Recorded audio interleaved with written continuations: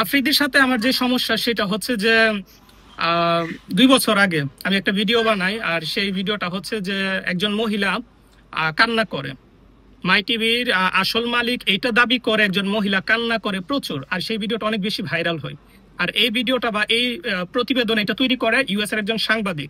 তখন আমি চিন্তা করলাম, আমি যেহেতু সবসময় অন্যায়ের বিরুদ্ধে প্রতিবাদ করি, তাহলে এই মহিলাটা কান্না করতেছে, তাকে নিয়ে কেন আমি একটা ভিডিও বানাচ্ছি না।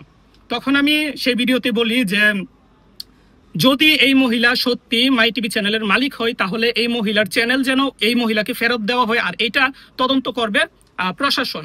প্রশাসন যদি তদন্ত করে দেখে যে সত্য, তাহলে যেন ব্যবস্থা নেওয়া হয়। তো আমি বারবার কিন্তু প্রশাসনের কথা বলছি, আর রেফারেন্স দিয়ে কথা বলছি যে এই ভিডিওটা অনেক বেশি ভাইরাল হচ্ছে, ভাইরাল ভিডিও, তখন সেটা নিয়ে আমি কথা বলছি। তারপরও তারা আমাকে মামলা দিয়ে দিছে এই মহিলার সাথে, এবং যেই সাংবাদিক প্রতিবেদন তৈরি করে তাদের সাথে আমার নাম দিয়ে দিচ্ছে।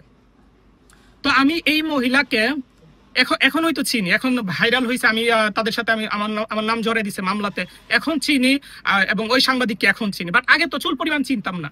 কিন্তু এখন পর্যন্ত কিন্তু ওই মহিলা কিংবা সাংবাদিকের সাথে আমার এখন পর্যন্ত কোনো কথা হয় না।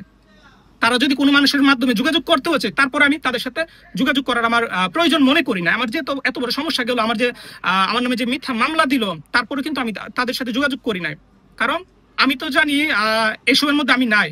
আমি হচ্ছে একজন ইউটিউবার, আমার কাজ হচ্ছে কন্টেন্ট বানানো, ফানি ভিডিও বানানো, আর যখন প্রতিবাদ করা দরকার পড়ে কোনো বিষয় নিয়ে, তখন আমি সেই বিষয় নিয়ে প্রতিবাদ করি।